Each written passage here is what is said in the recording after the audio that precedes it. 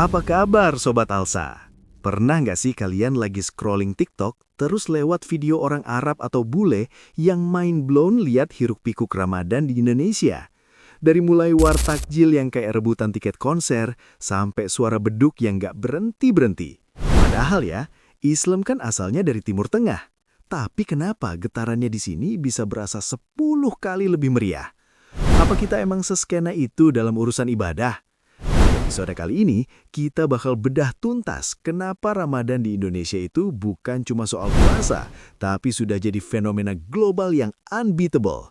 Let's dive in. Oke, poin pertama yang harus kita akui, Ramadan di Indonesia itu adalah hasil collab terbaik sepanjang masa antara agama dan tradisi lokal.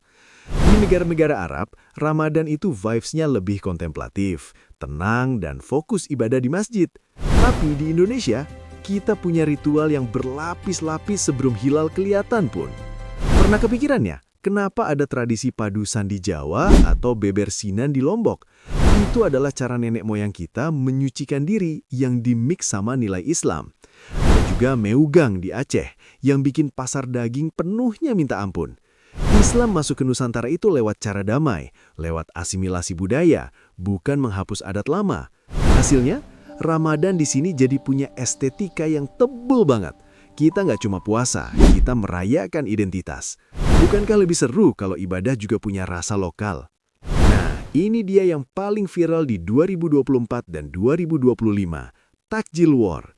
Bayangin, jam 3 sore, kaum nonis atau non-muslim sudah standby di depan lapak gorengan pakai strategi war yang lebih matang dari kita yang lagi lemes-lemesnya. Lucu nggak sih? Di negara mana lagi kamu lihat pendeta di gereja kasih pengumuman ke jemaatnya buat borong takjil duluan biar nggak kehabisan sama yang puasa?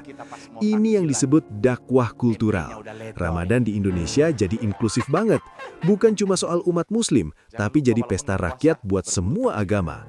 Bahkan, data menunjukkan pengeluaran retail selama Ramadan 2025 diproyeksikan tembus USD 73 miliar US.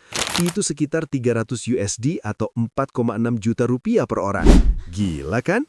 Terus, apa kabar sama fenomena warung gorden? Banyak yang nyinyir, tapi sebenarnya itu simbol toleransi yang cerdas banget. Pedagang pakai tirai itu bukan buat ngumpetin dosa, tapi sebagai bentuk pangerten atau saling menghargai.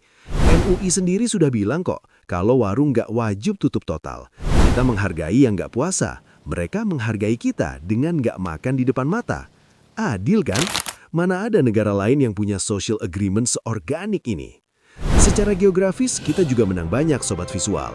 Indonesia di Khatulistiwa, jadi puasa kita stabil cuma 13-14 jam setiap tahun. Coba bayangin, teman-teman kita di Eropa pas musim panas, puasanya bisa sampai 20 jam. Karena durasi kita yang pas, kita masih punya energi buat bikin malam hari jadi hidup.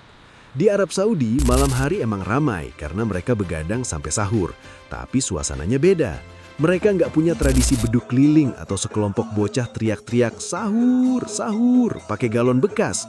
Meskipun kadang memicu perdebatan soal kebisingan, tapi ini yang bikin Ramadan di Indonesia itu berisik yang ngangeni.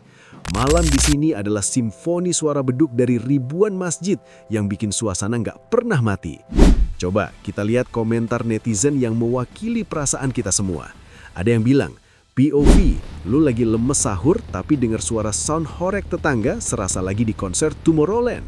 Atau ini, agama boleh beda, tapi soal kolak biji salak, kita war sampai titik darah penghabisan.